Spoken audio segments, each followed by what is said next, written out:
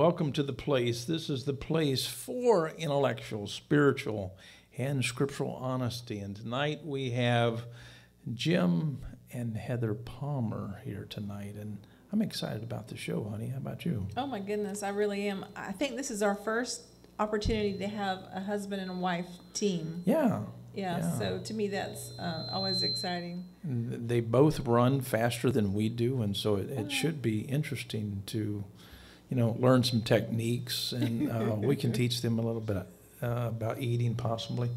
But it's going to be a fun show. I want to make a couple of statements before we go to the Palmers about Greg Bray's show this evening. Inspiring Honesty was incredible. Greg, he simply is so transparent. You have to applaud it.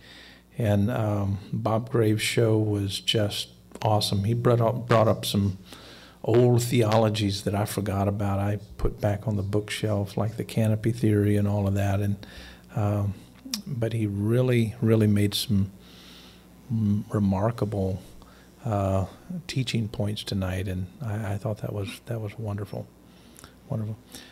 Without tying up too much time talking about other things, I certainly love all of our hosts on our various shows here at the place. We want to bring Jim and Heather in. Good evening. Hi. Hey, Hey there. Are you guys doing well in Nashville? we're doing great. It's nice and warm. We went out for a run today. I was subjected to about 12 hours of watching Twilight, and we managed to get through all those. And so I'm still standing. I don't think I'll become a vampire tonight, but we'll just have to wait and see what happens. Wow. Now, was that all Heather or partly Jessica? It was Sarah, actually. Oh, okay. Nice. But we want to I had never seen any of them before, and so the new one just came out in the theaters, and so I had to be brought up to speed on all of them. So we kind of did a movie marathon, Twilight. That'll work. That'll work. We wanted to jump right into spiritual questions first, and so the first question is, how many miles a day do you run? Well, it varies. I do a little bit of running, a little bit of biking, and a little bit of swimming.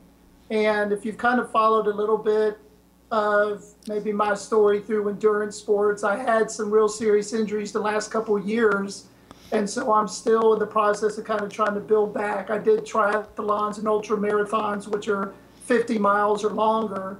And I'm still in the process of kind of building back. So I'm not doing heavy mileage, but I'm doing some every day. So hopefully, I'll be able to qualify for the next Summer Olympics. At least I'm going to try.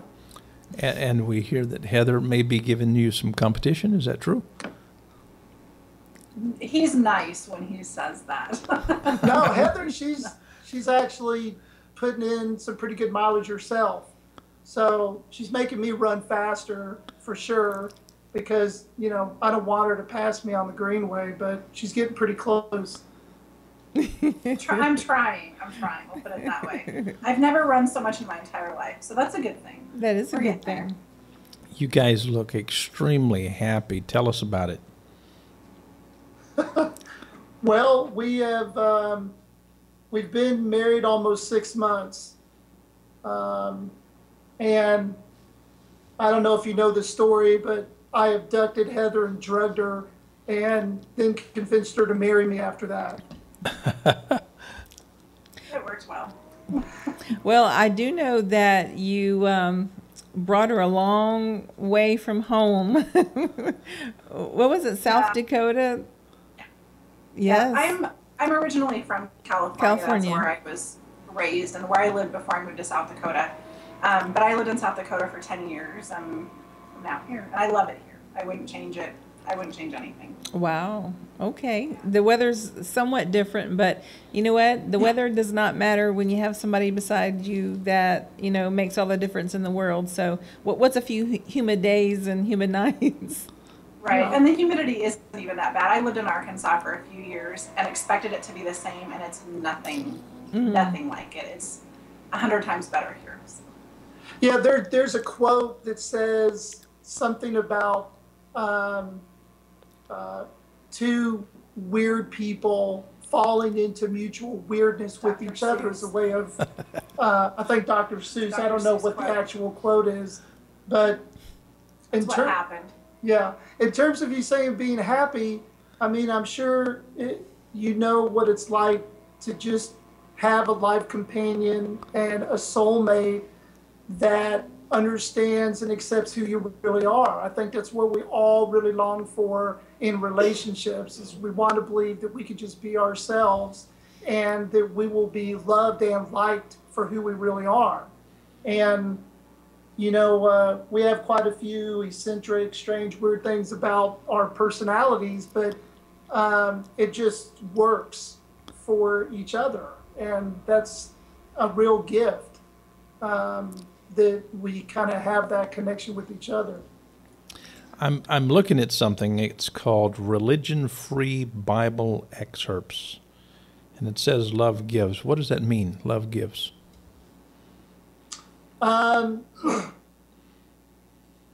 There's a scripture that says that God is love, and of course, you know, it makes me think of love as a verb.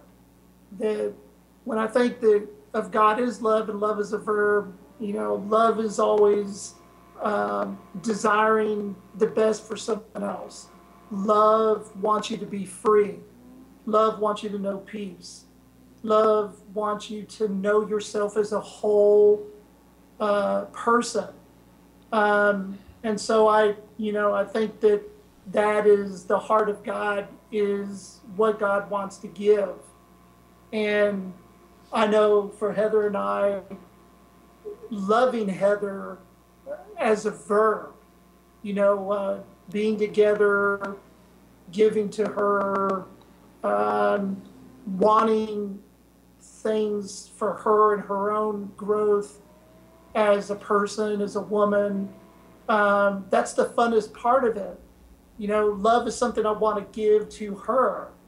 And it's such a fulfilling thing to experience on a day-by-day basis. So, you know, those are some things that kind of come to mind. You know, everyone, you know, we all know, every person knows that love is like the highest pinnacle of religion, humanity, philosophy, wisdom. We all instinctually know that if we had more love, if we gave more love, that we would be happier, that the world would be a better place. And so, you know, we just try to flesh that out in our little corner of the world. Right. I shared something that you wrote on our wall, and I can't remember exactly the quote, but maybe you can refresh my memory. But it was about erasing the line between God and humanity, etc., etc. And there were several things that you wanted us actually to erase. Could you talk about that for a few minutes? I think sometimes religion separates people and puts a line in the sand that is not real. It's not necessary.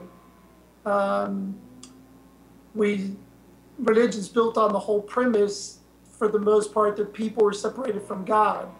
The world is compartmentalized into sacred and secular. We divide up people into us and them. There's all these lines and compartmentalizations that religion wants to put on the world, but those divisions are not real. We're not separated from God. God is in and through all things. There isn't a sacred and secular. There's only one group of people on this earth, and they are human beings that are all children of God. So there isn't an us and them.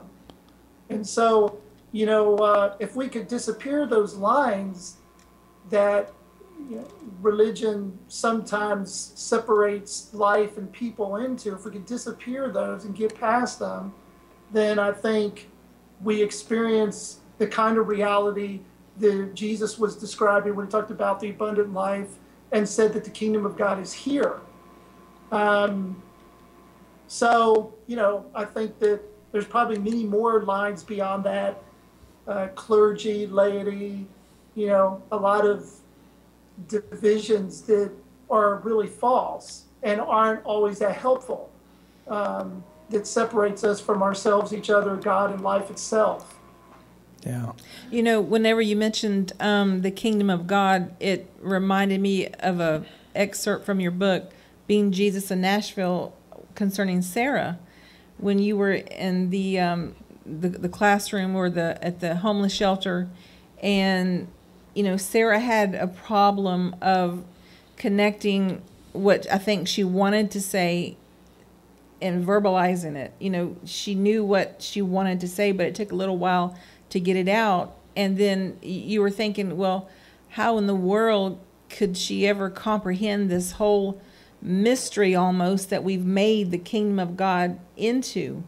And then there was a defining moment in the classroom. Can you talk about that? Whenever Sarah actually broke down and started weeping, and one by one, each person came and surrounded her. And then you realize, well, this is the kingdom of God. It's not something that intellectually we can ascertain. Yeah, I think one of the things that I've realized about all human beings is that we all want the same things and we all fear the same things. So once we move past all the labels, the religious labels, the political labels, our cultural and ethnic labels, once you push past all the differences, it all comes down to a set of things that ties all human beings together. We all want to be loved. We all want to be accepted. We want to belong. We want to be free. We want to express ourselves fully. We want to be understood and accepted for who and where we are. And we all fear the same things. We fear being rejected, not being loved, being abandoned, being misunderstood.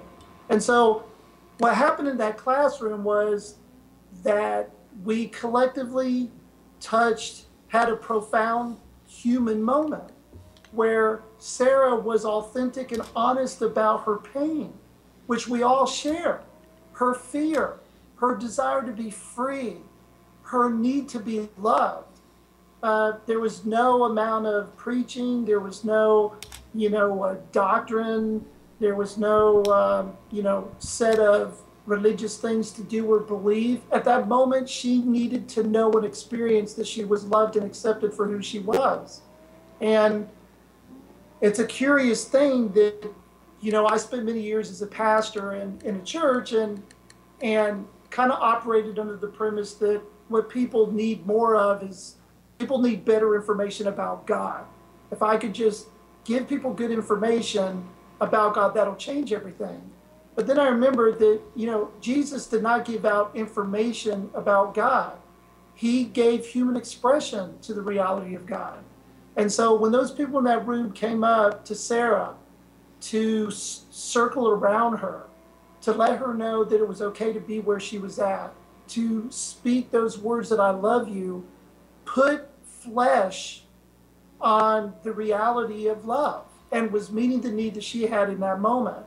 And, and that was kind of symbolic of my whole year of being Jesus, that the miracle wasn't being human. That what made Jesus different from me and anybody else wasn't all caught up in the doctrine about his divinity. It was in the profound humanity that he lived and expressed every day in his life. Yes. And that's powerful. And, that happens along the everyday paths of life. It happens whether it's Heather in our marriage, whether it's dealing with our children, whether it's loving the animals that we have, just being present and showing up as they crawl all over us. We love the cat. We love that. I love the cat. Yeah. That was wonderful. Yeah. Divine. Please.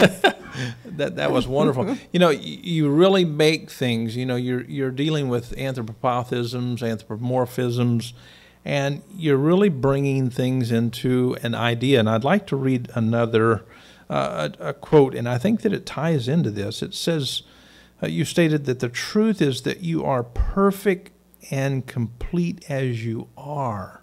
Wow, that's powerful. You were created this way. It's who you've always been and always will be. I don't think that most people in religion get that.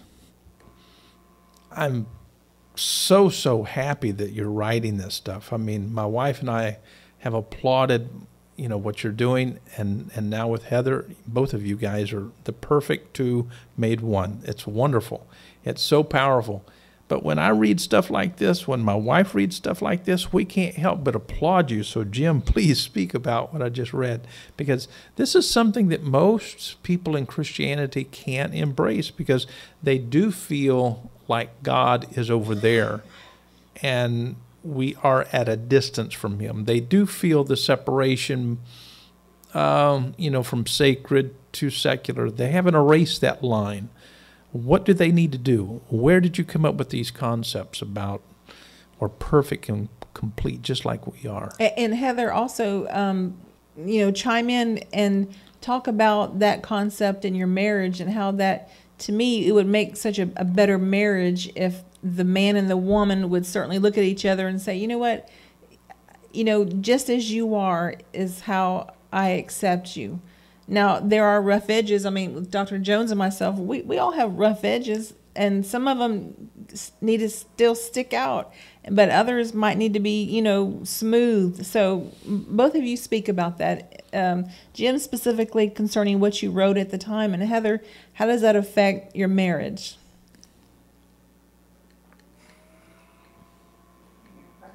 Yeah, why don't you go first? Can we do it in reverse order? Absolutely. With us, we both have a lot of rough edges. We've got some pretty huge issues in our past for both of us.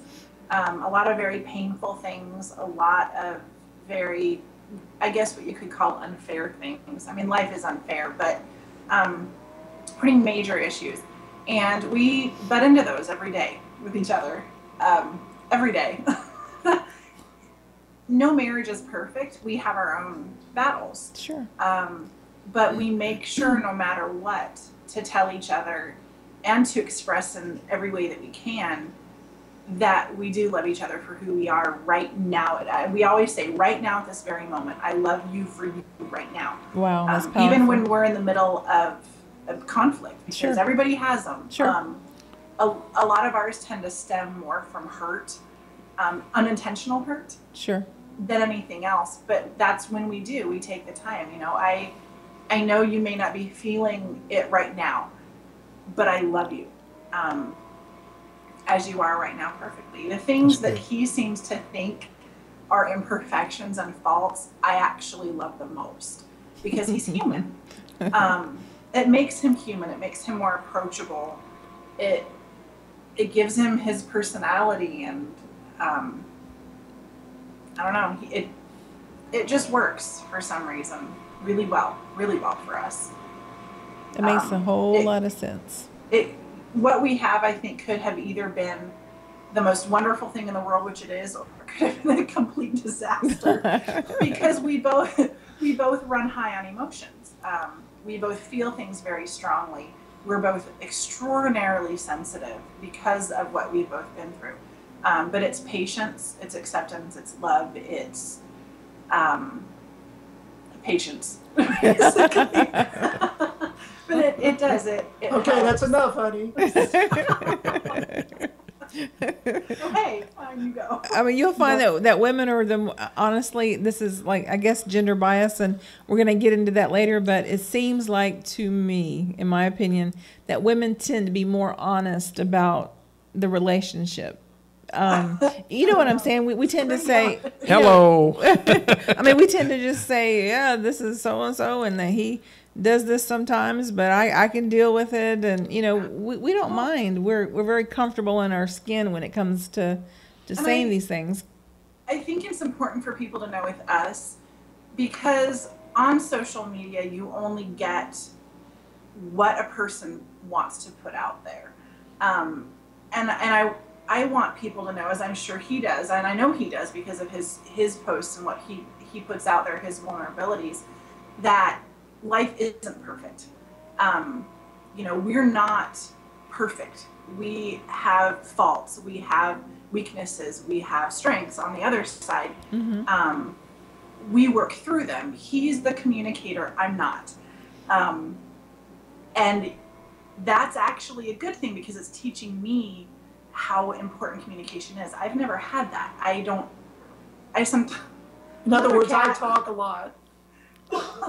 Well, I tell you what, this is like a mirror image of Dr. Jones and myself. I know. It was like when I talk about it, I'm like, I'm good. You know, it's okay. I'm the same way when we, And cats running around. I know. My instinct I love is that. to clam up. And his instinct is, I want to talk about it. And so sometimes we have to talk about it. That's Sure. what he's needing. But it's teaching me a lot. It's a good thing. We're learning to expand our horizons. Exactly. For lack of a better phrase. Yes. Yeah, Very I good. think that I would say relative to that, that kind of leads into the other question is, the one thing that I've always been wanting an answer to for myself, and I think a lot of people in the world really want to get to the bottom of this question about themselves. And the question is there something wrong with me? Is there something wrong with me? And I'd have to say that I, grew up and emerged into adulthood convinced that there was something wrong with me, that I was defective, that I was flawed, that I was inadequate, that there was something fundamentally at the core of who I am that was bad and wrong. And so, on the one hand, with the reason why Heather's love is so significant, and in essence, you could say a way that she is Jesus to me, to kind of put in that context, is her unwavering, her unwavering communication to me, telling me, showing me that there isn't anything wrong with me.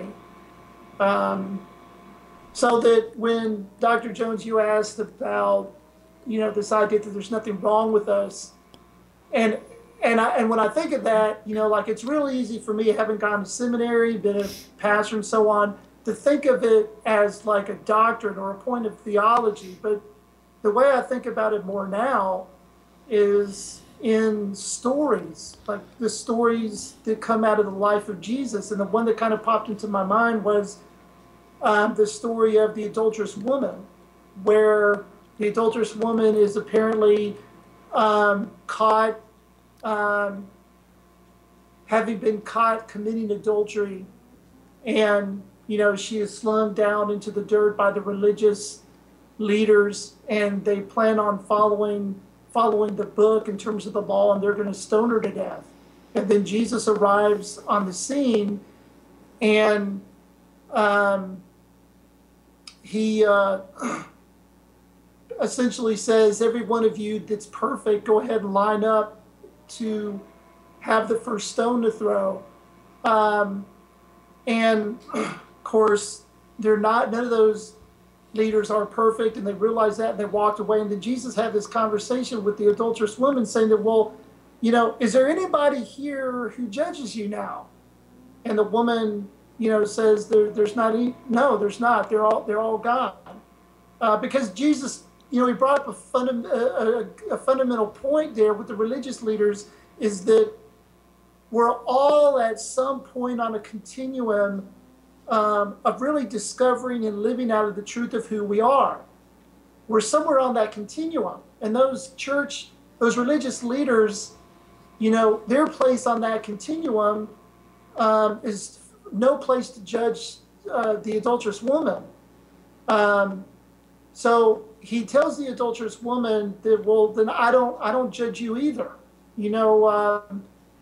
And what's interesting is that he tells the woman, go and sin no more. But I think it's our misunderstanding of the word sin that throws us off there, that sin is falling short from what God desires of us. I want Sarah, I want Jessica, I want Whitney. I want them to be whole and free. That's what I want for them. Yeah, that's good. And I don't want them to fall short of that in any way. So I think Jesus was telling the adulterous woman, when you leave here, I'm going to challenge you, and I'm going to invite you. I'm giving you permission to not fall short of who you really are, to realize that you are loved, to be free with the freedom that I've given you, that God created us with. So I think that the journey is discovering who we really are. It's not really becoming someone we're not. That God has created us whole. We were made in the image of God. If God is love, we were made in the image of love. But our lifetime is partly the process of discovering that to be true and giving full expression to it. And that's why Jesus is so significant, because he's someone that embodied that journey. He reckoned with the reality of his identity. He struggled with it, he accepted it, and he embraced it. And he was a stand for all humanity in that, to the point of dying on the cross. And so, in other words, God looks at us and says, there isn't anything wrong with you. There isn't something fundamentally flawed at the core of who you are. That's good. That's good. One of the things that impresses me about that story is that the only reason that they brought this young lady to Jesus to be stoned was because they had a theology of sin. And I think, I was raised in a church and I was taught the theology of sin, and I was very condemned. And I think what Jesus was doing, I think he was simply saying, let's get rid of the theology of sin. We don't need it. We need to think about ourselves as God really made us. We are God's created children. We're created in his image. We are filled full of his love. And if we don't get rid of that theology of sin, I think we're going to continue to be damned. As a linguist, I will suggest, when he said, go and sin no more, I think actually it should be translated, get rid of your sin theology. He wasn't saying that she wasn't going to do something wrong in a sense. He was simply saying the thing that's hindering the guys that brought you here, the thing that's hindering you, it's your theology of sin. And I think that's what we have. It's this heavy load on our back, and I think that Christ simply wants to work this out within us all and say, get rid of that junk. And so it's simple in a sense, but lots of people in theology, in church life, are struggling with this. And this is the thing that I love about your writing, and not just you, your wife. You guys are really embracing this thing together. And my wife is so right. Women tend to be a little bit more honest about the way all of this works. And so way to go, honey. Yeah, Heather's acting like she's not a communicator, and I said, wow, she's preaching a sermon. It was wonderful. And so I would like to keep my mouth shut just a little bit, honey, and you go for it.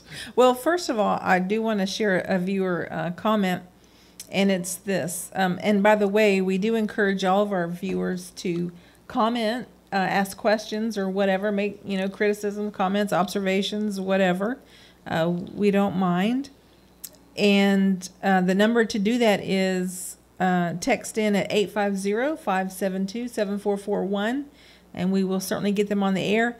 The first one says, wow, what Heather said about Jim and the perfection of his imperfection was so touching. So either you had people out there thinking that you were, God-like Jim, and Heather, told the truth, and they realize now that you're human, and so they're touched by that, or they're touched by that she still loves you even though you're imperfect. But the viewer didn't say anything about the cats. I tell you what, we lost our cat 2 months ago today, this morning, and we're still crying. And I still cry every day over him. It was kind of both, but so when I see your cats up there, I just love it. We just adopted a three-legged cat. That's our last cat we got. Wow. And She's sleeping hopping right around. down Oh, here. she's over here. Oh, my goodness. Well, we have some community cats. Some of them have one eye, some of them no tails, and I'm not sure why. You can probably figure it out, but we love I think them. that comment about the imperfection, I think, is really, it's an interesting thing that I think there's a way that Jesus looked past everything that you see on the outside in a person, even including their behavior, their attitude, their behavior, their neuroses. And he saw a truth about who they were. And that was the basis of Jesus' compassion. He could clearly see who they were, but he felt compassion for the ways that they had not seen that. And I think that's what Heather, in a way, Heather sees who I am. And well, there's a reason, you know, like he was just saying about Jesus, you don't just look at the outside, what's going on, the reaction, whatever. You know, I've asked him when he's responded a certain way to me, okay, what's behind that? You know, what's underneath that? Why did you react that way? Because I want to know. And you want to heal what's behind it, not just the outside result of it. And I think the same way with Jesus, it wasn't, you know, he could, okay, let's heal and let's love what's underneath that. Let's get to that. Right. Instead of putting a Band-Aid on it, you want to, excise the wound and get down there to the, to be gross, the pus, the dead stuff, get it out, and you won't have a problem with it anymore. And that's one thing that's helped me just in our relationship is, because sometimes we both do this where we react a certain way and the other one's going, why did you, I don't get why you just reacted that way. That makes no sense to me. Okay, well, then you get underneath it and realize, oh, well, that's where the pain is from. That's where the fear is from. That's where the anger, what have you, is from. And that's a healthier place to be because you can have more understanding and more compassion for each other, for everybody in the world. I mean, look at everybody that way. We all struggle. We all have our own problems and our own fears and frustrations. Well, let me speak to Heather.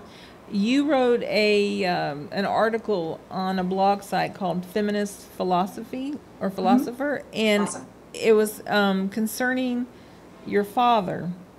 And I would let's share that story in case some of our viewers haven't had the pleasure of reading that. It really, really touched me. But just kind of break it down for us. I'm going to say long story short, but it's not going to be short. My dad and I have a very volatile relationship.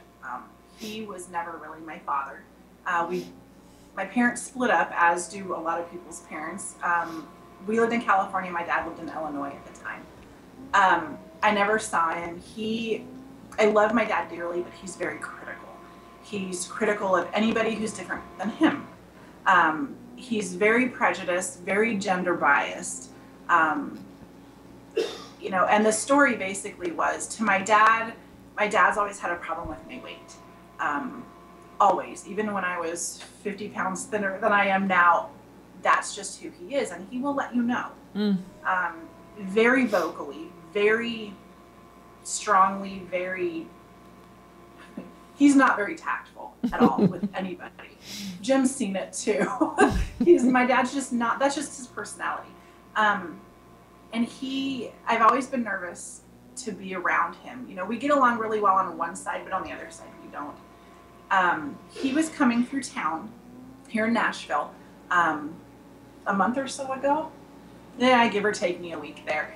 And he and my stepmom wanted to meet up with the family, wanted to stop and have lunch, which is great. Except for I was nervous. I've gained a little weight since I've seen him because, you're married, you're happy, and you sit around and eat all the time. You seem to think that running is because we like to eat. That's why we run. Not because you like to run. Right. I don't like to run at all. But I do it because I have to exercise. He's really good at pushing me on that. But I was really nervous about it, and I had a big struggle. Ever since the day I found out, Jim knows, I couldn't sleep. I had nightmares.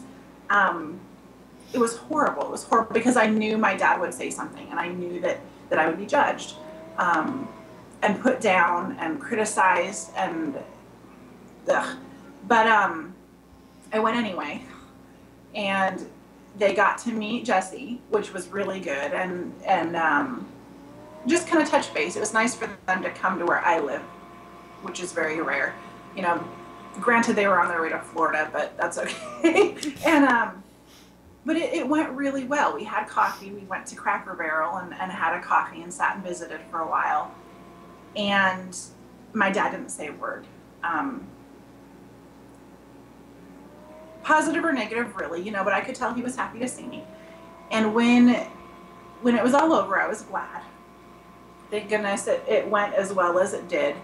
And a little while after we separated, I was back here at home, and I got a text from my dad, which is unusual in and of itself.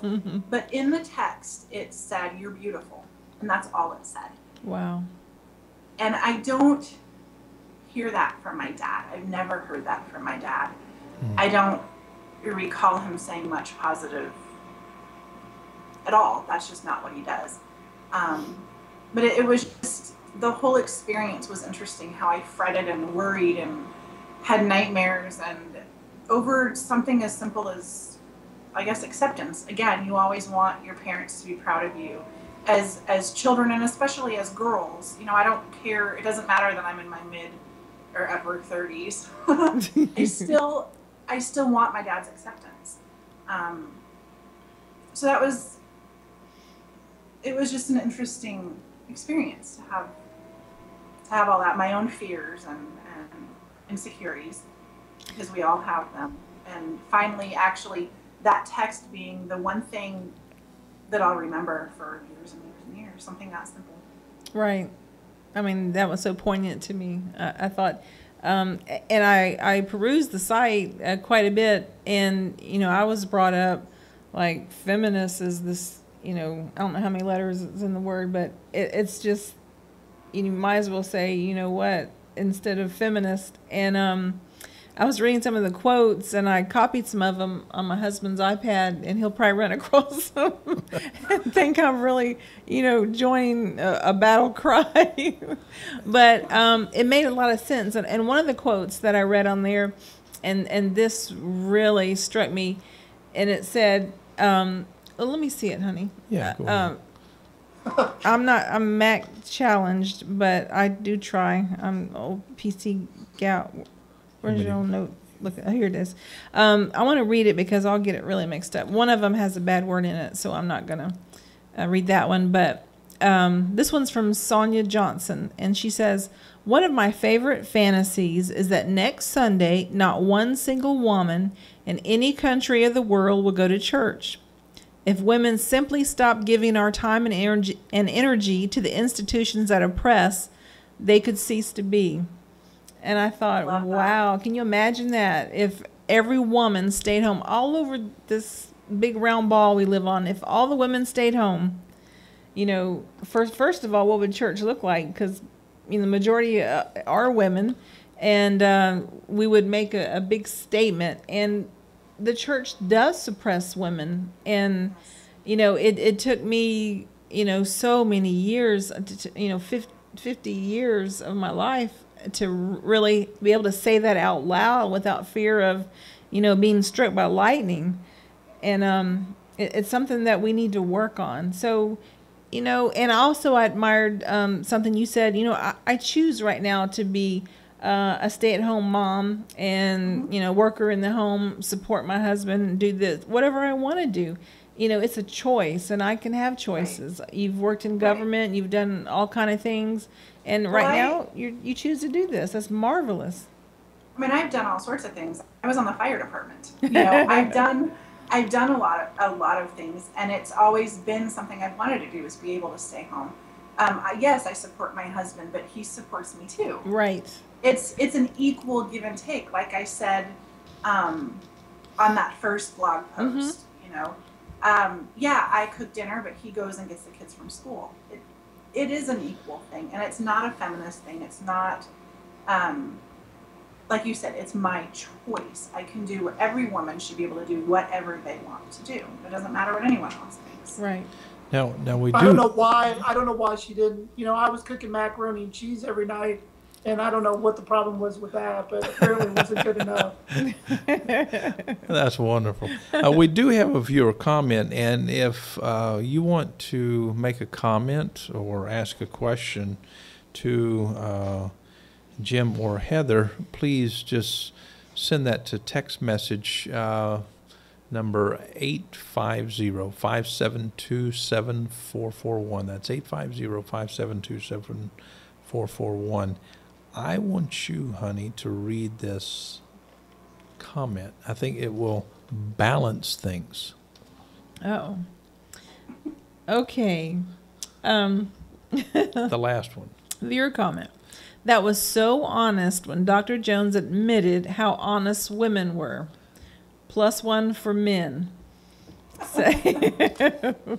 Well, my husband's very good about that. I mean, he is actually a big proponent of women, and it's sad that we have to have proponents, and why can't, you know, those lines be blurred? I mean, it's nice to know that we're different in some respects, but to even have to have a feminist movement or a feminist site, you know, do you know what I'm saying? It's sad. It's like having, and I might get in trouble for this, but like Black History Month. I hope one day we don't have to do that, because it's all the same, and we don't have to distinguish, and that's part of our problem. And so, yes, honey, you did score 1, but then again, you always do. So, well, you know, I really. Through my years of studying theology, I have found that women have had no voice. And it's always been a male-dominant theology. And one of the things that I enjoy today is women speaking and writing and moving out front. And I think that men can learn so much from women.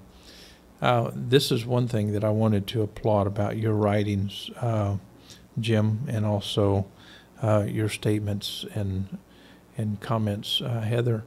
I've always applauded Bob Graves with what he is saying and writing, because I think that he is making some points that are more challenging than the Apostle Paul. I can also state that about Jim Palmer.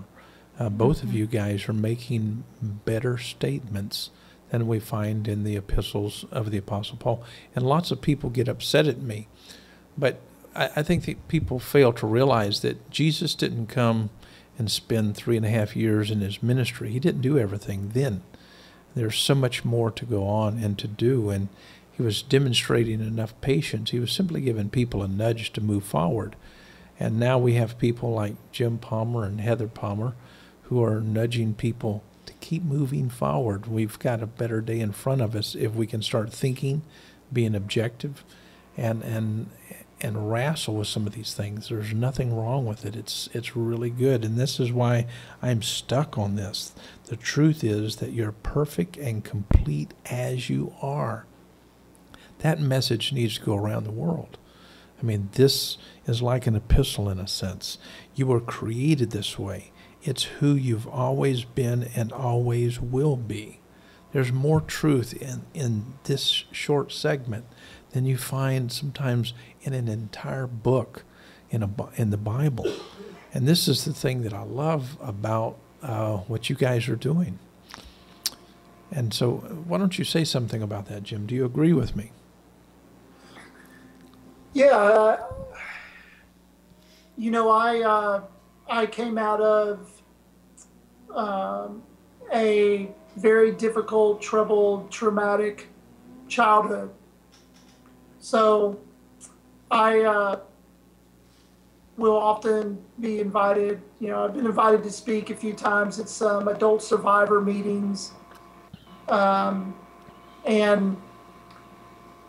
And so what I've learned about myself and about other people as they go through life and they're wounded and they're hurt is that it's not so much what's done to you, but it's the message that you take from that ends up being a toxic, self-sabotaging dynamic in your life.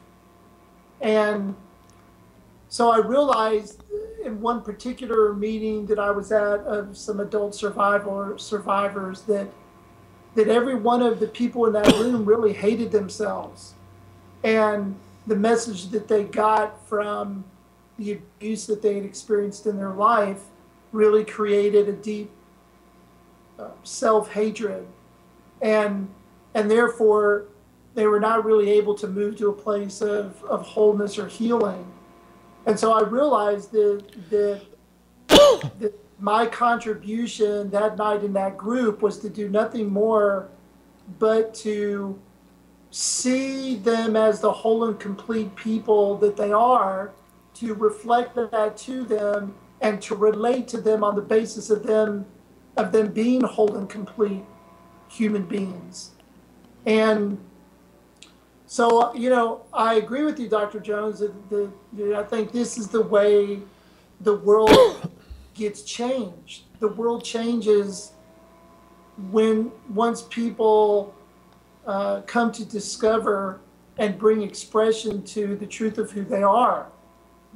That they realize that they are whole and complete and perfect as they are. And that we relate to each other on the basis of that. You know, like even in Scripture it says, don't return insult for insult. And the reason is that we don't want to indulge with each other what's not really true of who we are.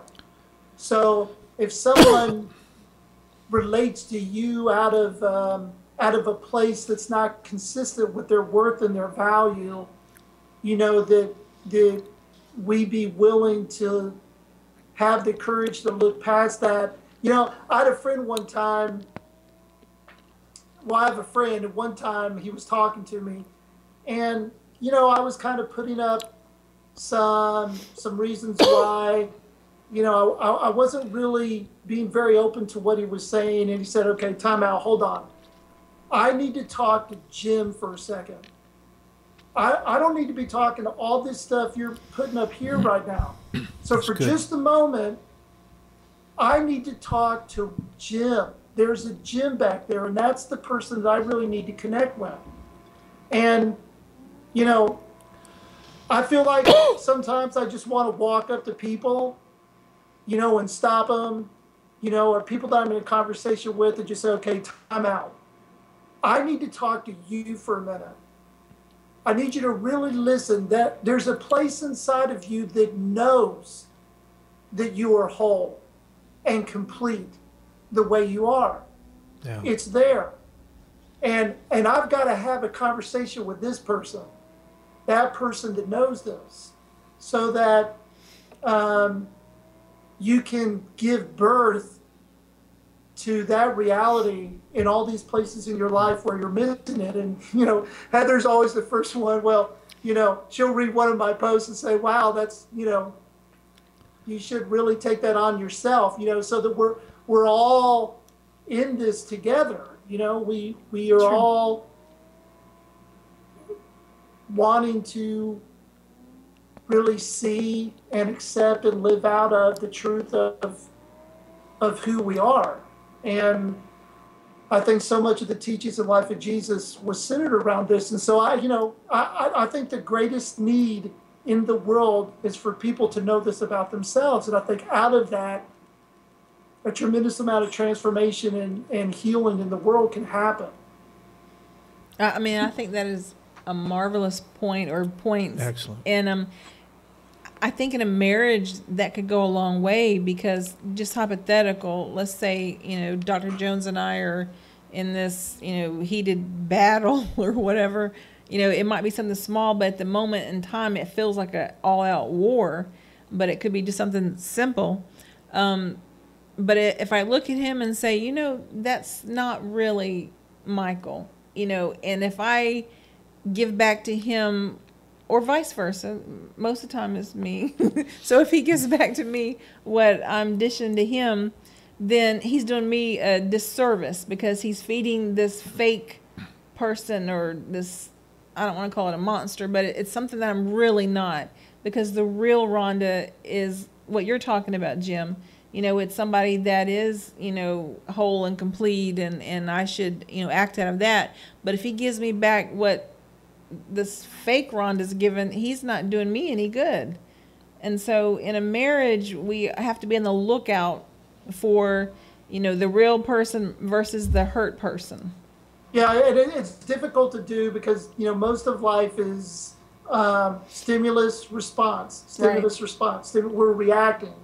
And, I think it was Viktor Frankl that discovered when he was, in solitary confinement, that wasn't true. It wasn't stimulus and response. What he discovered is what it was is stimulus, space, response.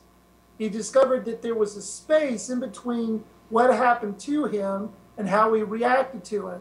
And in that space, he discovered a freedom to choose. Right. And that's how he could say, if you've read any, a lot of what he's written, that he was the freest person in the world while he was in, solitary confinement, because he realized that space was always available. And, so it's a challenge, but I think we can condition ourselves to learn to live out of that truth of who we are. Absolutely. Now, you have a new endeavor, the Religion-Free Bible Project. So tell us how, I'm sure that something of that magnitude has been, floating around your head for a while, I would imagine. Or did it just come about all of a sudden? I've kind of learned over the last several years, for myself and people who contact me that I interact with, or they write me or email me, that that the message that people learned about themselves and God, did a lot of damage. And a lot of people associate that message with the Bible.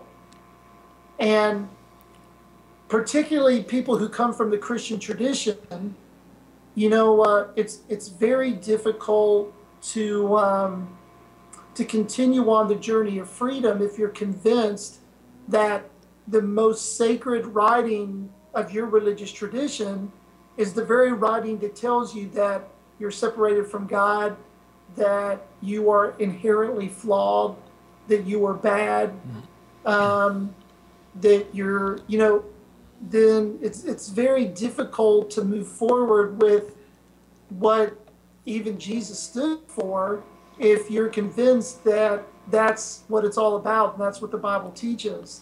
And I really began to see how that was a very difficult hurdle to get over for people. I quit reading the Bible.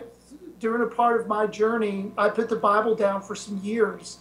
And it was one of the best things I did, because over those years I got some religious detox happening and got it out of my, got some of that out of my system, so that when I went back to the Bible, I saw it differently, with kind of a new pair of eyes. And so, I went to seminary and learned this thing called exegesis. The idea is that you look at what, you look at Scripture and you pull out the meaning.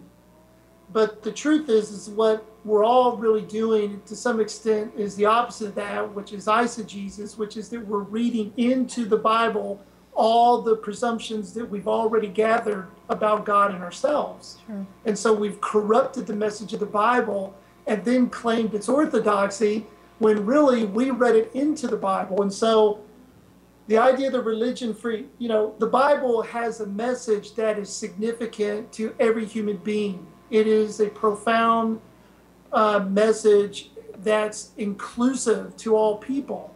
But it gets hidden, or it gets expressed in a way where people don't always see that.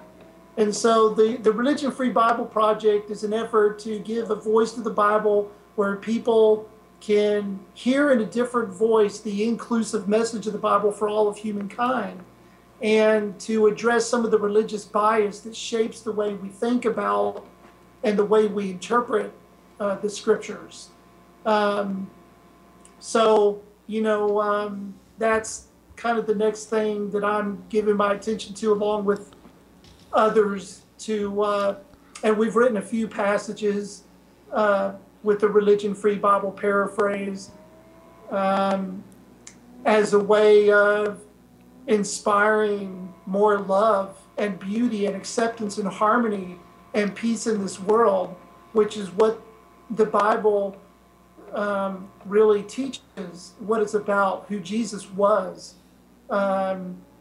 as opposed to a document that divides people and tells them that God is disgusted with them, and that we should hate others who come from a different religious tradition, or Well, isn't that what the Bible really says, though?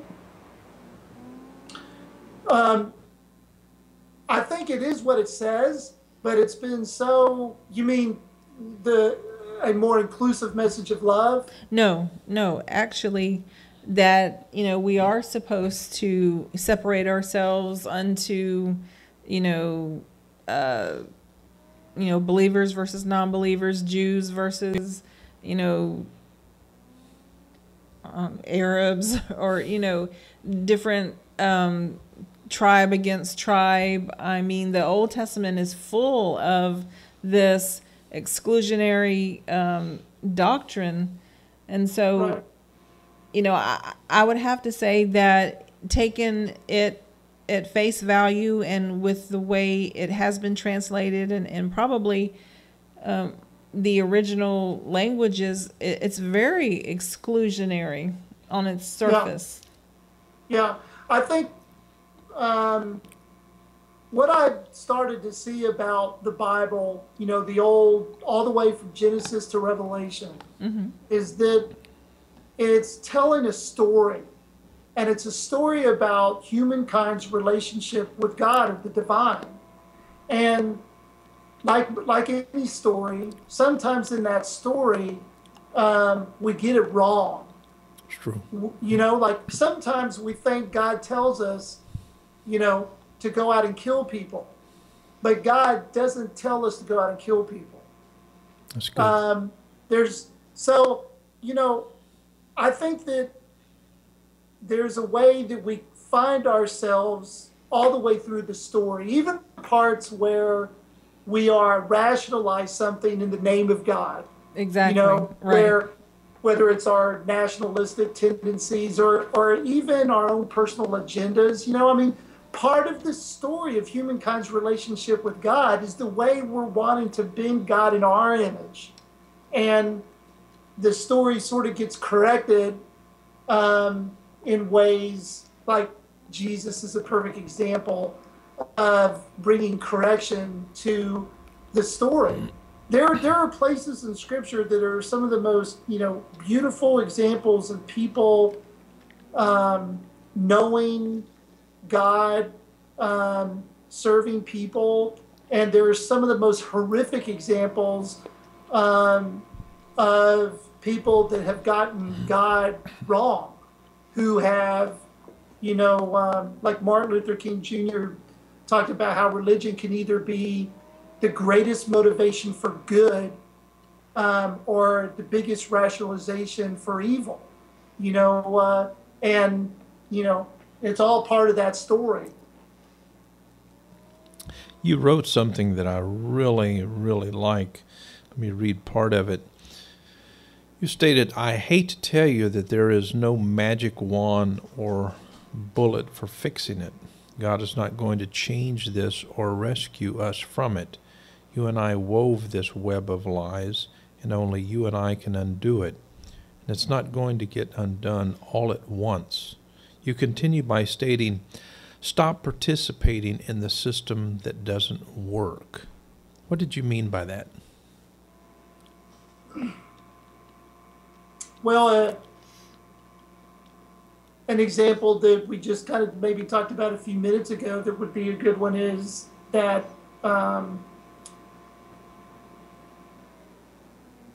the system of seeking and striving to attain something you already have, Right.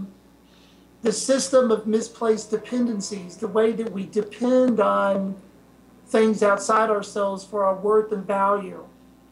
In the book of James, there's a piece of scripture where he says, why is the reason why there's all this warring and conflict going on out here is because you're at war within yourself. You're at conflict inside yourself. And so, the problem to be solved is not what's happening out here. It's what's happening in here. Yeah. And so the system of,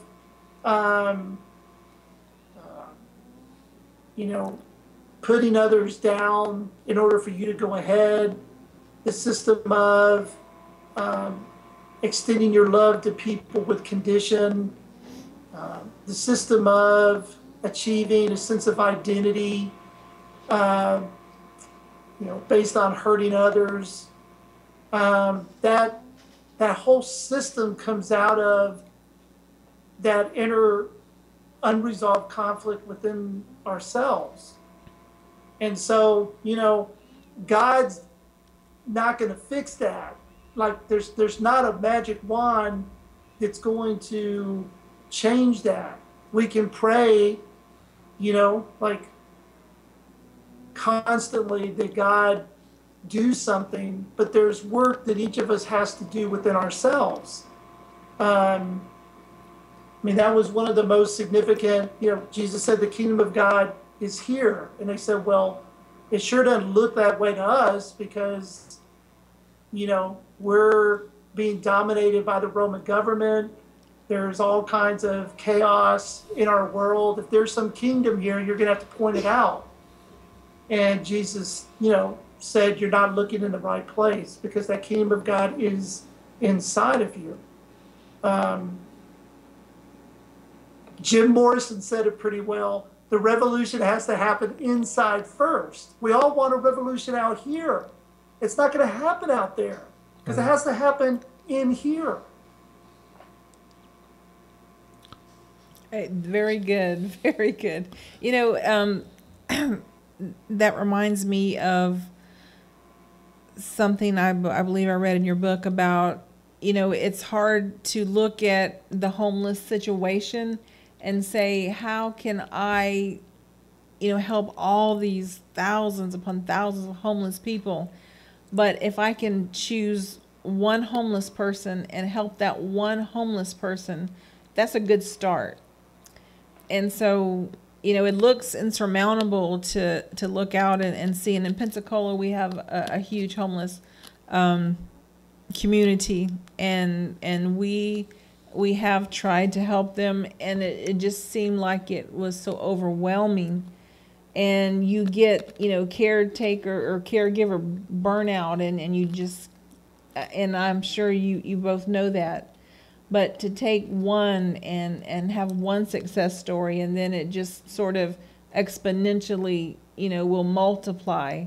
I think that's the way we can look at it. And so what you said really rang a bell with me. If I can get Rhonda under control, then I can help Michael, and then I can help our children and stuff. And so the problem lies within instead of outside, for the most part. And I think that all the ways that we think about usually changing the world, what I'm discovering is that it's almost like it's the reverse of what we think. So that just accept that every person you come across in life that every person that you come across knows something that you don't know that you need to know, and that you've got something to offer to someone else that's going to be helpful to them. You know, like the whole being Jesus in Nashville, I thought early on, well, you know, this is what we think. Okay, well, Jesus fed poor people, so we got to go out and find a bunch of poor people. You know, like we got to, you know, change the backdrop of our lives, wheel in the homeless, wheel in the hungry, wheel in the, you know. Meanwhile, the people, you know, living downstairs, you know, are suffering in their own ways. Sure. And if I would be aware and cultivate relationships with the people that I come across in everyday life, I find that this web of existence has a way of playing out where people's needs get met. You know, like I tell the story of Being Jesus in Nashville, that the one homeless person I've become friends with, we met at a coffee shop, and she insisted on buying me coffee even though she was homeless and it was her last $2. And I was just like, well, no, you're not going to buy me a cup of coffee. You're the person who's homeless that has only a few dollars. But then she helped me understand that her greatest need was to know that she could contribute to my life. Yeah, And that's if it powerful. was Yeah. her last $2, it was worth it for her. See, I think the way I help a homeless person in this case is I, you know, Buy them coffee. right, buy them coffee, Right. give them money, and all I'd be doing is reinforcing, you know, their Their lack lack, of worth. right. And that's the real problem with people, because they're not really homeless people, they're people. They're people who currently don't have an independent residence. I mean, I don't call us homed people, Right. you know, Yeah. or you're housed people or homed people. We're just people, Sure. you know, and because we're all people, our greatest need is to know our sense of worth. And out of the discovery of that worth, it's like a seed in which is going to produce a harvest that's going to influence every part of your life. But I can't take a homeless person and and just find them a job and expect that to solve it, because their greatest need is something that's in here. You know, it's so, you know. Well, and not only that, too, but another take on that as well. Like with me, I went through a lot of domestic violence, and when I was going through it, all I heard was, you know, or not even while I was going through it, but just hearing all of, you know, you always hear, well, just leave. It's your own fault. Just leave. But everybody saying that hadn't been through it. And you can't, it's hard to really respect someone's view if they don't understand. So with me, you know, helping someone, maybe listening to their story and telling them, I'm not going to tell you what to do, but look, I went through it and I got out. I escaped with the clothes on my back and my child and flew halfway across the country and started over, and I made it. You can too. And so not only is that helping them, but if that gives them, again, a sense of worth, which they are not going to have going through what they've been through, but gives them a little bit of courage, you're not just helping them, but all of a sudden they're helping their children. Then they're helping the next woman or man. Right. You know, it isn't just one person. You don't know how far your touch can reach. You just don't know. Sometimes just a hug, just a, you know, I'm here, I get it. Believe me, I get what's going on. You know, abuse isn't necessarily just physical. The worst part is the mental part of it, is how beaten down you are. It's how worthless you feel. You know, I get it. That in and of itself is powerful. You know, knowing someone else does understand, they get it. They're not going to judge you. No. You know, there are many people that we come across that have been victims of domestic violence. And in a way, I certainly see your point. I have never been a victim of that. And so when I go to do counseling with that person, I often feel at a loss. And I've gone to my husband before and, you know, I said, honey, I don't know what to say. You know, I know, you know how when you're not in the situation, you feel real big and bad. And I would say the same thing. You know, I'd rather live in the woods than, you know, but I'm speaking out of ignorance. But he gave me some advice, and I don't know if it fits with domestic violence or not. But really, this is superfluous to what we're talking about. But I just wanted to let you know this isn't about domestic violence. But he said that, you know, a cancer doctor doesn't have to have cancer to be able to treat and you know, help a victim, you know, of cancer. But what you're talking about, I think there are exceptions to every rule in life. That's one of my things I say in my mind. There's an exception to every rule. And I would say if that is an exception, it's definitely for domestic violence. I think, you know, if I ever experienced it, I would want to go to somebody that has experienced it, and they could tell me a success story, or, you know, I'm really not out of it, but I know exactly what you're going through. Right. You know, and the thing is with that, it's not just, oh, you need to leave. People don't understand where the victim is mentally. Right. They don't get the fact that they've been told for who knows how long, in my case, a number of years, you're worthless without me. You can't do anything on your own. You believe it. You buy into this. So it's not, I'm going to leave because I got hit. Right. It's, I can't leave because mentally you bought into it. And that's what you have to pull out first. You have to know, you know what, you can't. And that's the hardest part. You know, that is the hardest part. So it's not a physical thing. It's not like, you know, physically you can leave the situation, but once you leave, you still have that mental, I don't want to call it a mental problem, but you still have some mental baggage that you have to deal with. So the physicality of it is only a minor part. And it really is. It really is. My battle was not the fact that I had no money at all and no job and no car and a child. It was, I mean, those are things that you can remedy somehow. Sure. It was staying strong in my head. It was trying to find the self-worth that I needed, that everybody needs to be able to live life. Absolutely. That it was, no, I don't need that person. I am fine on my own. I don't deserve to get hit. I don't deserve to be put down. Sure.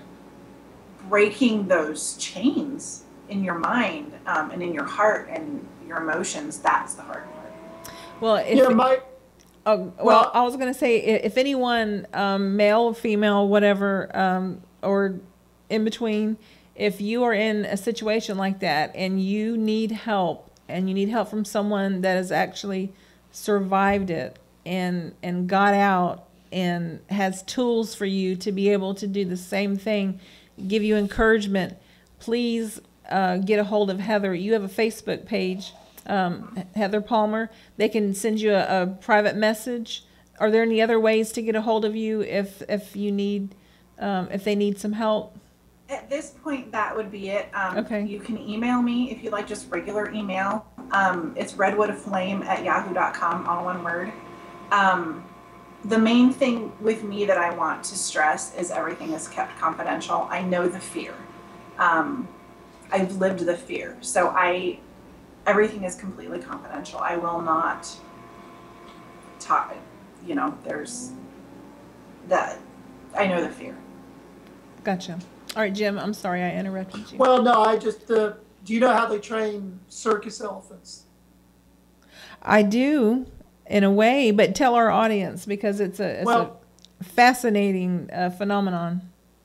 Well, when Heather was talking, it just made me think of, you train a circus elephant when it's a baby, you drive a stake in the ground, and you give it a 10-foot chain. And the baby elephant tries to pull that stake out, but he's not strong enough because he's just a baby elephant.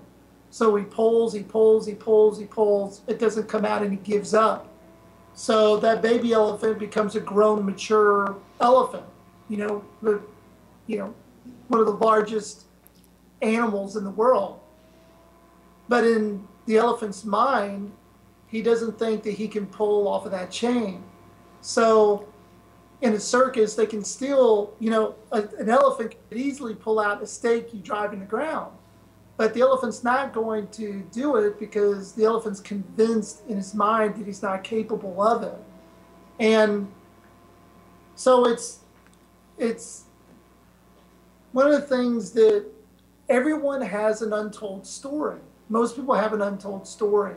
And like your illustration about cancer, I don't have to have experienced everybody else's story to come alongside someone and be willing to say things like, help me understand. I want to hear your story. I'm willing to sit and listen and be present and express love and to hear your story. Acceptance, no judgment. Right. That's big. Yes. I'm not going to tell my story if you're going to judge me for it. Exactly. And we all have them. I mean, Yeah. people every day, there's a way that they're just dying a little bit more each day because they have a story that they have kept untold. And they just need someone to be willing to listen, understand, and accept that story. I mean, that's what Jesus was doing with the woman at the well. She wasn't telling her story. And as long as she had that story going and all it represented in her mind, she was never going to be free. And if you remember, Jesus wasn't upset by the facts of the story. He was just drilling into the fact that she wasn't willing to own and tell him the story, because that's the only way that she could be free, is she had to name it. She had to say it in the context of a relationship and be accepted. If you remember, Jesus later says, and because what the woman does is she tries to distract Jesus into a theological debate about where to worship. And if you remember how that conversation ends, Jesus said, well, it doesn't matter whether it's this mountain or that mountain. You can only worship, or you can only approach God in spirit and in truth.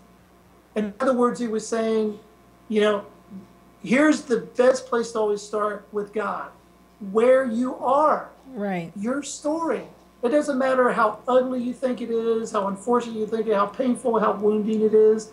God always wants us to start with the authentic reality of where we are.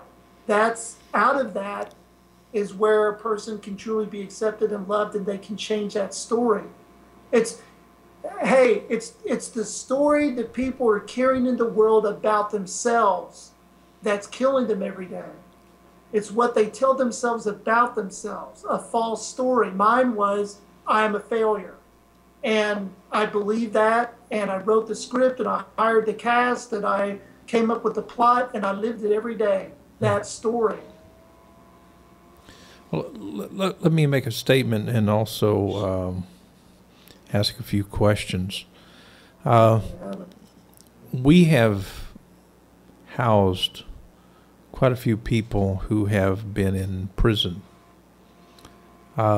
These people go through all kinds of problems, to say the least. They've been through drug problems, et cetera, et cetera. And we also have dealt with lots and lots of drug addicts. And one of the things that we see the need for a support group. In other words, when people are trying to get over drug addiction, they have their own support group to take drugs, but they need another support group to try to get them off. And so you've got people in their environment that will encourage them to take drugs, enable them to take drugs, and then when they're dealing with people who want or who are helping them to get over drugs, they need a support group that's actually more powerful than the other support group. And the reason that I'm stating this, and I really advocate what you guys are doing, both my wife and I do, it sounds like all of your books, all of your work is about setting people free. And it seems quite clear to me that there has to be some people coming together, some people gathering that would say, listen, Jim is writing all of this stuff. And Heather is there writing and speaking like she is. There needs to be some kind of support group for the freedom that you're writing. Does that make sense? I mean, you guys are offering freedom in words and in action, but yet at the same time to get people, for instance, for the sake of argument, to get people out of church in a sense so they can discover the freedom that we're talking about here, about being perfect and complete as we actually are. That's radical for someone who has been intoxicated with religion all their life. And so it takes not just the word of one or two people, but this is the reason that I really love your Facebook page. It becomes a support group in a sense. You know, all kinds of people sharing stories, sharing X, Y, and Z, simply trying to encourage people to move forward honestly. And I want you to say possibly something along those lines. How can people help you and Heather in doing what you're doing? Because it's not just writing that you're interested in. You're interested in actually setting people free. And I want to add to that too, is it's time consuming, and you invest your life, you know, and it takes away from family, it takes away from relationships. I mean, but you have a calling to go a step beyond your comfort zone and help people. And we want to make sure that we can get help for you to do your life's work. You know, we need to set people up with, if they want to donate. And Heather and Jim, they've never asked anything of us, but it's such a worthy cause. I mean, the way they speak to people and the way they come with their verbiage, I guarantee you it's clear and it's concise and it resonates within the heart of man. That's true. So tell us how that someone could donate to help you to counsel with people, to spend your time as, you know, a life coach, to invest, you know, your life into other people's lives. Yeah, I would.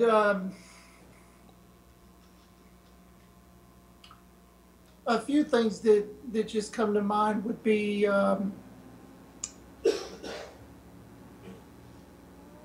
that, you know, it's been leaving, you know, the structures of institutional church. What I realized in my journey as a pastor and in church work is, you know, the way money and ministry played off each other. And so, like, for example, when I was a senior pastor, my livelihood had to do with the success of the church. You know, there were ways that I particularly stressed the people's involvement in the programs and the structures and the classes of the ministry, because, you know, those were the kinds of activities that would generate an income for the church as an organization to function and for me to be paid and have a livelihood.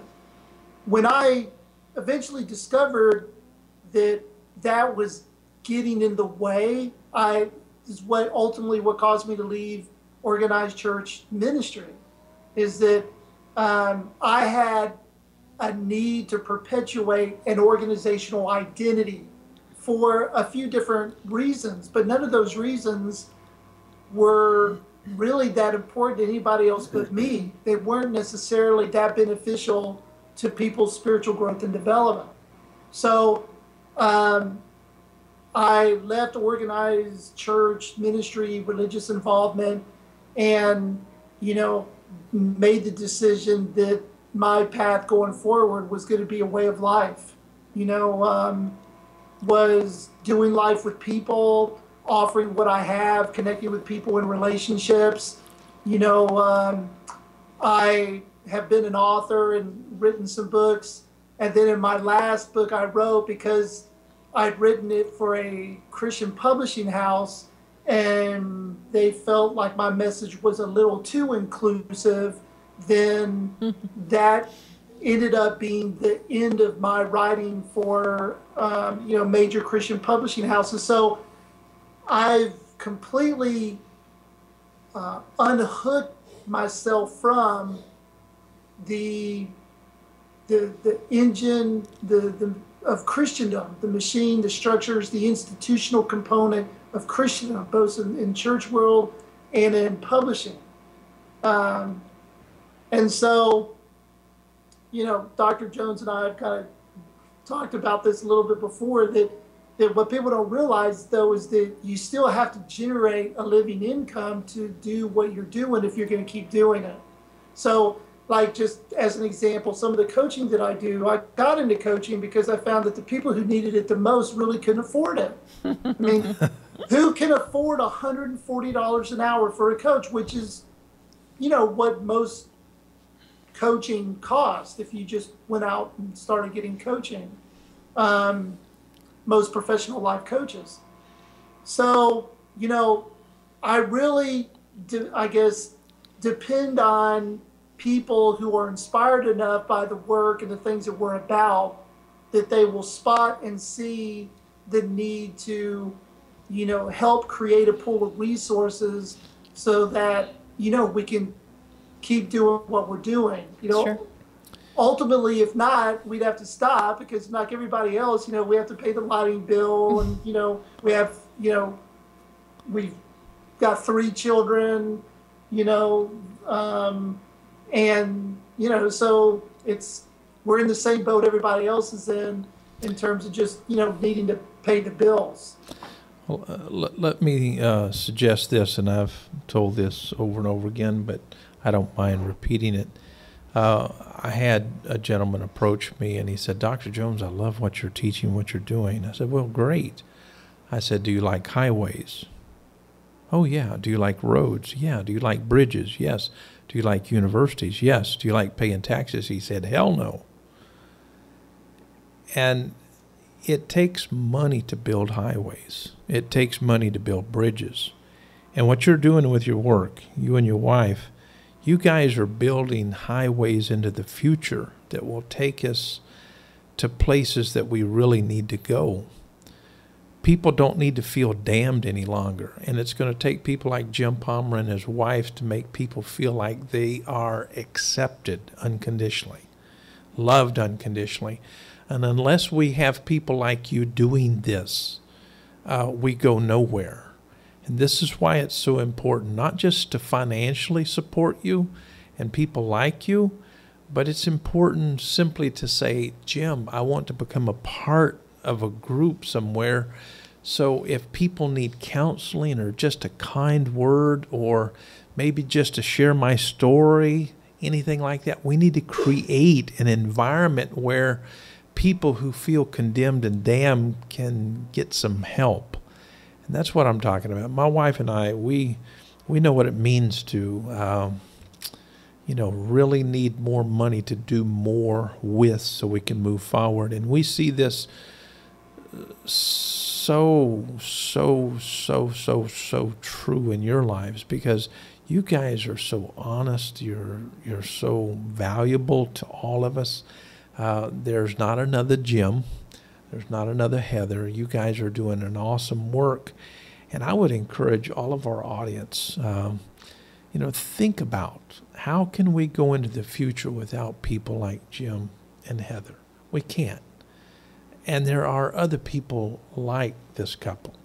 And we need to support. And I like what, the scripture says. It's better to learn how to give than it is to receive. In other words, we need to learn how to teach people to be givers instead of takers. We've got plenty of takers. But when we start giving, and this is what Jim is all about. He's not a taker. He hasn't asked us for anything. He's just giving and giving. He gives us time. He gives his word. He gives his heart. And this is who he is. He's setting people free. He has thousands of people on his Facebook site.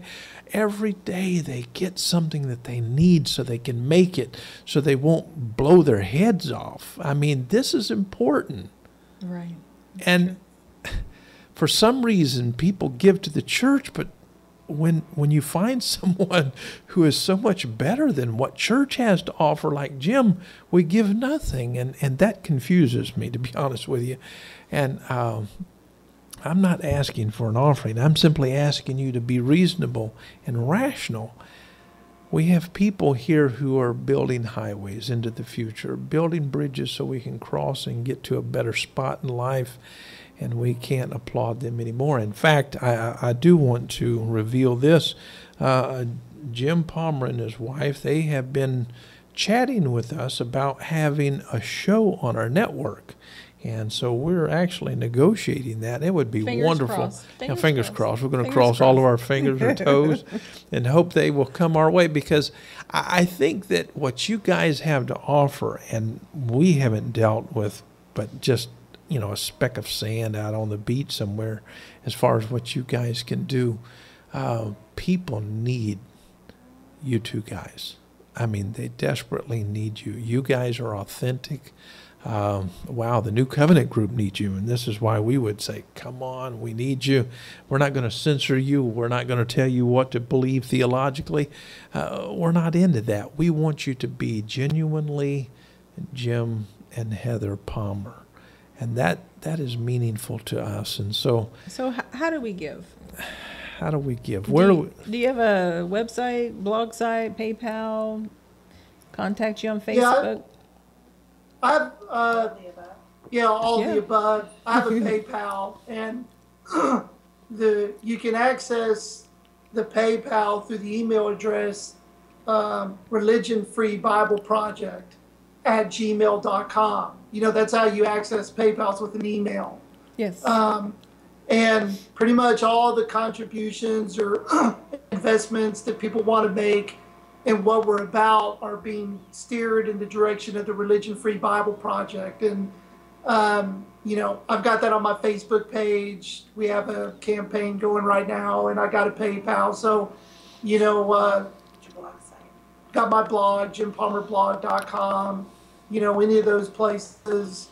One thing I'll just say, just in response to what you were saying, Dr. Jones, is I think one of the things that y'all, my Southern thing here. Well, I love y'all. Bring it on. That's how we talk. It seems like what we do is that we're space creators. We create spaces for people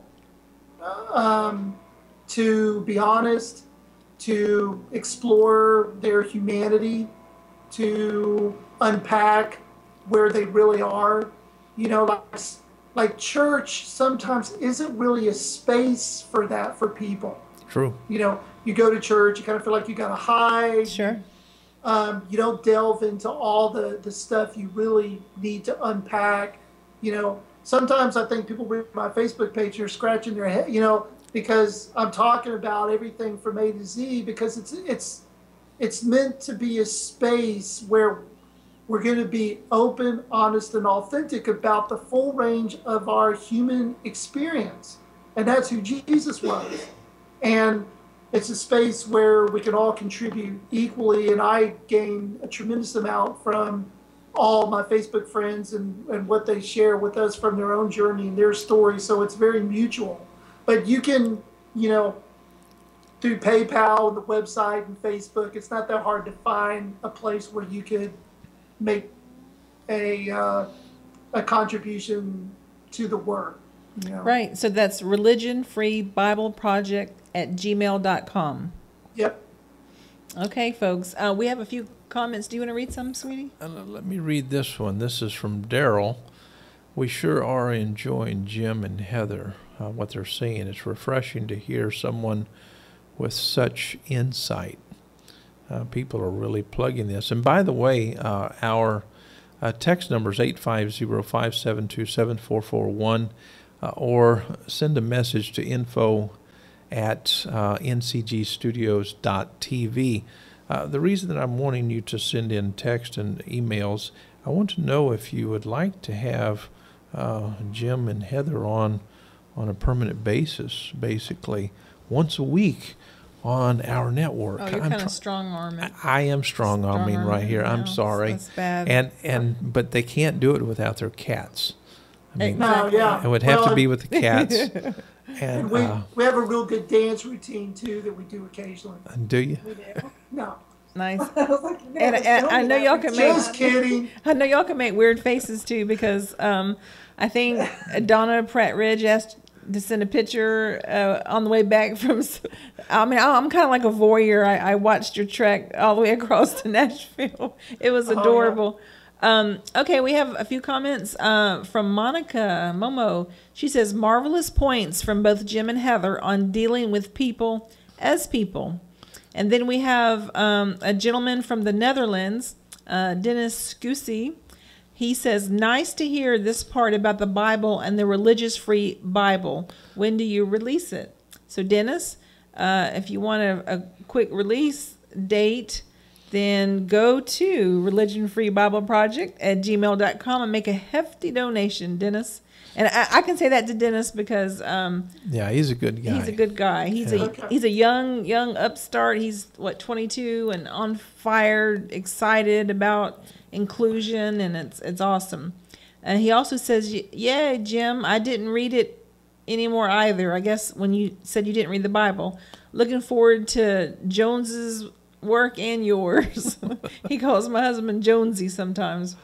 And Dennis says this, let's put homeless people in the empty houses. Problem solved. Well, you can tell he's 22, but that's okay.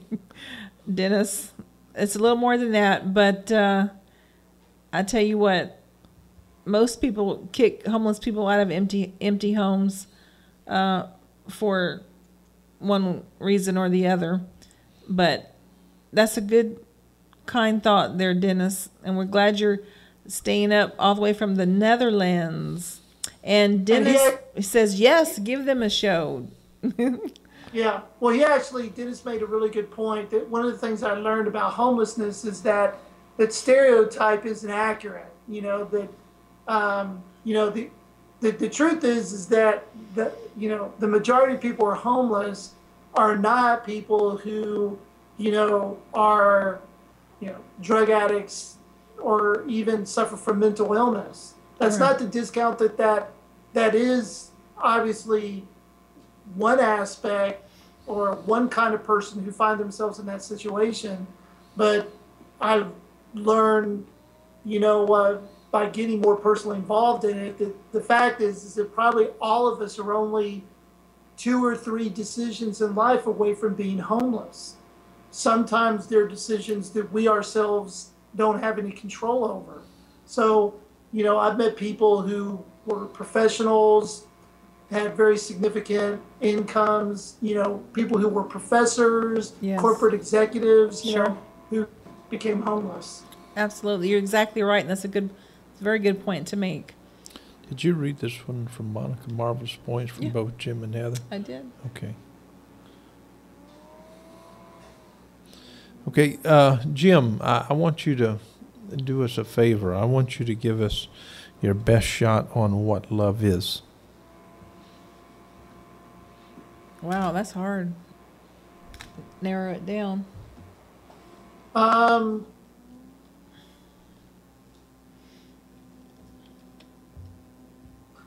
Well, I guess I could. Maybe I could answer this way, is that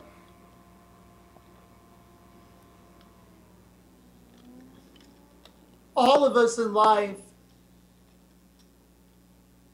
hopefully get to a point where we face those things about ourselves that we're most fearful of. We all, at some point in life kind of get to the end of this rope, where we're wounded, we're hurt, we question ourselves, we make poor decisions, we hurt other people, we make a mess of our lives, we've got a story about ourselves. It's like we're all sliding down this rope. And I think every one of us wants to believe that if we ever got to the end of that road, where we face our hurts, where we accept our wounds, where we look at the way that we've hurt other people, when we take full stock of all of that, that somehow in that moment when we're dangling on the end of that rope, that in that moment someone is going to be there to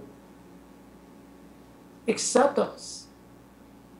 That someone's going to be there in that moment to have compassion, to listen, to lay down all the conditions and to express support, love.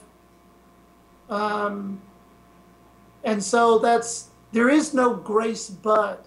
There's only an unwavering belief in the goodness of people. There's only taking a stand for that for every human being. And Jesus did that all the way to his death. He died on the cross taking a stand for humankind. And so I think that, that's what comes to mind, is that kind of love that shows up in that moment when we finally face perhaps our deepest darkness and we are met with grace, acceptance, love, and belief in our goodness. Yeah, that's wonderful. Heather, and this might be too personal or I don't know, presumptive or presumptuous, but I think it's important. Have you forgiven your abuser? Yes. And the reason, this is kind of a tricky answer. It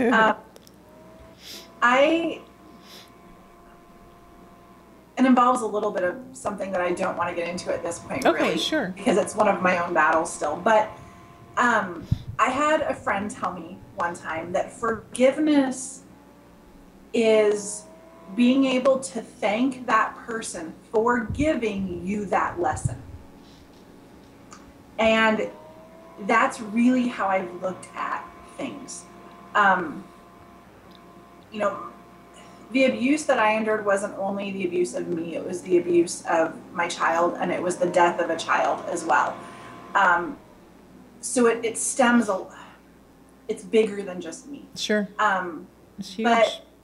But at the same time, I can thank that person for giving me the lessons I learned. I can thank them for instilling in me the strength that I have, the courage that I have, the knowledge that I have of what love really is, of what acceptance really is, of what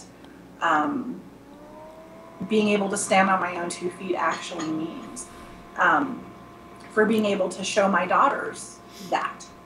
So yeah, when I look at it that way, yes, I have. Because would not be nearly, and this is so cliche, but I would not be nearly the person I am without that experience. I don't like that I went through it. I don't like that it happened, but it did. And I'm not going to look at the past. I'm going to look at the future. I've learned what love is. I've learned what to look for. I am in the company of the most amazing man on the face of the earth who loves me and accepts me for all of that. You don't have to like it to live with it. Right.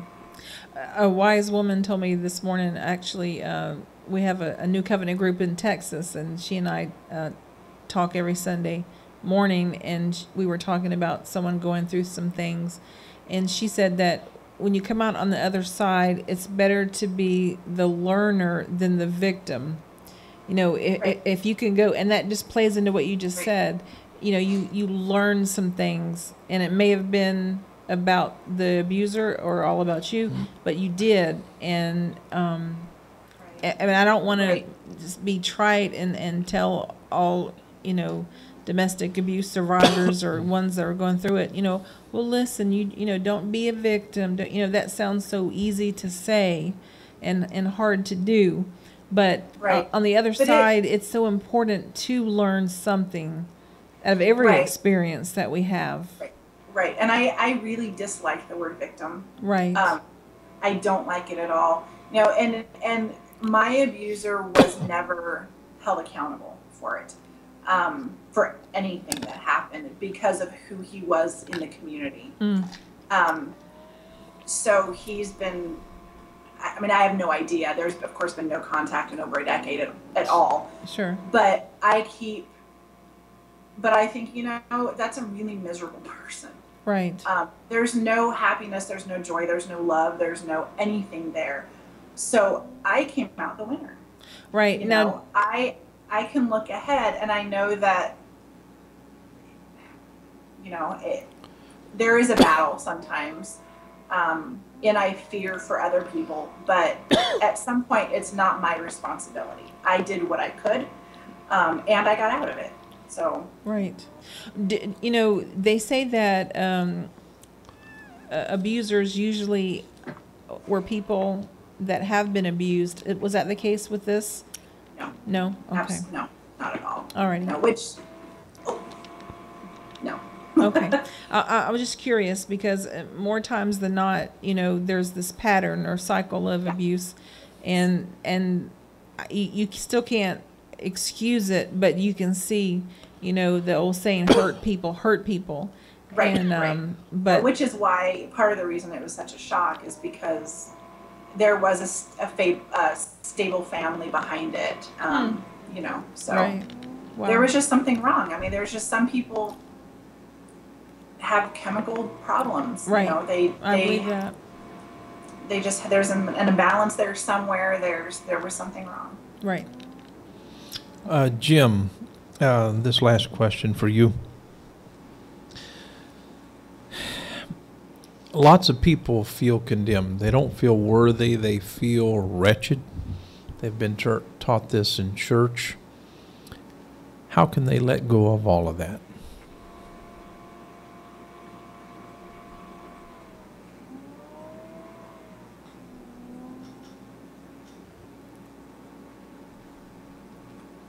Well, I think it's a it's a process. You know, one of the reasons why the way people, I think, learn about growth and transformation, we learn things about growth and transformation along the way that really aren't true. You know, one of those things is that the sort of idea that transformation always happens, you know, like at a point in time. You know, like you accept Jesus and then the old is gone, the new has come, and, you know, everything is different. And frankly, you know, I mean, a lot of people contact me, feel really beaten down, even, you know, because they realize that that's not been true of them. So again, they think that something's wrong with them. There is a way that we're the product of our conditioning. I mean, we know that this is true. Yeah. It's not only, it's even true all the way down to the neurological pathways in your brain, that there's ways that your very brain becomes hardwired around things that you have felt deeply and the beliefs that came out of those experiences. So over the course of years and years and years, you know, people have conditioned themselves with the story about who they are, who God is. It's often reinforced by the people that we most put our trust in. Our parents, our spiritual and religious leaders, you know, so we can be reconditioned. We can change. There can be transformation. We can change and alter the story that we carry about ourselves. But we can't do it alone. It has to be done in community and connection with other people. That's true. So true. Well, and it takes a long time, kind of interrupting here a little, but what he was saying about community, people don't realize, especially on his Facebook page, how much they're contributing to his transformation. Sure. And to mine. Yeah. It goes both ways. It goes both ways. We all battle it. Yeah, it's we two-way all street. have bad days and good days. We have to be patient with each other. Yeah. And they help us too. We are helped too by other people's words. It's a very mutual process. Good Yeah, point. so here's the thing about this is that we have to, I think, look at it with honesty and integrity, from the standpoint that a real mess has been made of who we are as human beings. I mean, we've really, in some ways, messed this up. True. And there's a way that religion has configured things, and it's a mess. So we're not going to clean up that mess in a moment. It's going to take a vigorous effort on a communal level for people to get back in touch with the reality of who they are and to give full expression to that. So I think that one of the points the main point in the book of Being Jesus in Nashville is that it's simple, but we all have to kind of buy into it, that it's not just Jesus of Nazareth, it's Jim of Nashville, it's Cindy of Cincinnati, it's Byron of Brooklyn, it's Tony of Toledo. That's good. There's not any of this,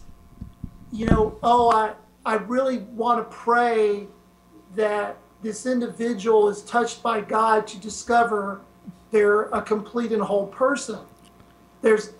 What it is it's you and me being Jesus to people. It's expressing this. Exactly. Marvelous. And so, I think that if we could all see that we are Jesus, if we could all be that Jesus who was with the adulterous woman, if we could all be the Jesus that was with the woman at the well, if we could all be the Jesus that hung out, that's beautiful. That is, I think, how it happens. I'm amazed at your words here because they are so true, so dynamic, and actually they exemplify what Christ was saying. Unfortunately, the meta-language of theology doesn't actually put it that way, and this is why I think your writings, your words, both of you guys, what you're doing is so powerful because you're talking about a process. You're not talking about this magical thing that happens overnight, and this is the difference between a con in religion and something that's authentic with God. Right. Things take time, and you guys have this honest approach, and you're dealing with people, and when you're dealing with people, you're open and honest enough to say, my God, Facebook friends are helping us. I mean, it's a two-way street with them, and that's the wonderful thing about Jim and his wife. We have something a little bit different here at the end, and we thank you guys so much for coming our way. I want to apologize right from the get-go of what's getting ready to happen next. But our producer wants to come up here. Yeah, he's weird. He's our oldest son, and please, you might want to shut your eyes. Okay, I'm on leave. He's going to be fully clothed, isn't he? I don't know what's going on. Your mom left the stage, son. I don't know what's going on here. This is Jim and Heather. Why did she leave? Why did she leave? I just asked her to lean her head back a little bit so that I could be by you while I was speaking. Oh, this is special. That Oh looks my like gosh. a diaper. Is that a diaper? I think so, with ears. You're not being like the devil's. What you like? Listen, guys, this has been a very serious discussion, and we don't need to. But we need process here. We don't need to ruin the mood by mocking people. I came up here to talk about how deep this discussion has been. We talked about a lot of serious topics. We've talked about how we need to be Jesus to other people, which I think is beautiful. I try to do that every day. They don't take me seriously, but I do my best, and I put my best foot forward. We talked about helping those in need instead of thinking about them far away. What about the people next door? Yeah. And, I think it was a beautiful time. What do you think? Yeah. So you want me to call you Jesus? I wasn't asking that, no. Okay, I didn't know. No. I mean, you look like a wonderful Jesus to me. Are you mocking me? No. Okay. You're not mocking me? No, I'm getting ready to get on my knees and bow before you. Jim Palmer and his wife Heather they're two beautiful people. They are. And they're out there doing something that religion will never do for you, and that is to free you, to let you have a place where you can be honest. And that's what that's what they share with the New Covenant group. And I just want to say in closing that as you guys think about having a show on our network, no pressure, but just realize that this is a very serious place to be. We don't like joking around. And when you come here, we expect you to pull it together and just focus. We're razor sharp focus. Okay. All right. Got it. All right.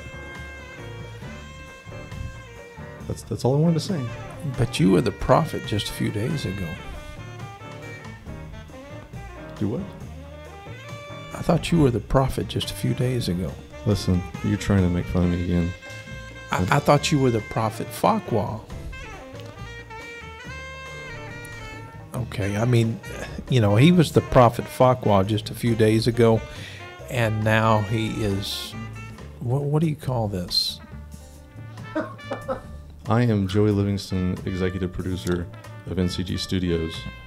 And when I come up and speak, I don't want to be mocked. I expect to be taken seriously. Okay? You need to send Jim and Heather one of your business cards. Okay. That'll seal the deal right there. Yeah. I'll do that. As long as it has a photo of that hat in the photo. What? Oh, what? Matt, why didn't you tell me I still have my hat on? This is ridiculous. I need to start over. Yeah. We'll try it again another time. Post edit. All right. Post edit. Yeah. All right. It's embarrassing. Thanks, guys. Jim, Heather, we appreciate you guys for coming our way. You guys are awesome. And the next time that you're with us, bring your cats again. It was wonderful. My wife and I, we love you so very much. And all of our audience, everyone here at the NCG Studios here in Pensacola, also in Texas. Love you guys immensely. If you get a chance, get on Jim Palmer's page, on Heather's page. Support them. Speak some kind words. Share. They are open to be. They want to hear from you. It's a two-way street. And these are so honest. These people are so honest. So we thank you so much, Jim and Heather, for coming our way. Thank you so much. Thanks for having us. Yeah, it's been fun. And you guys have a good evening. All Bye-bye. right, you too. Stay on. I want to talk to you for a minute. Okay. I think the show's over, isn't it, son?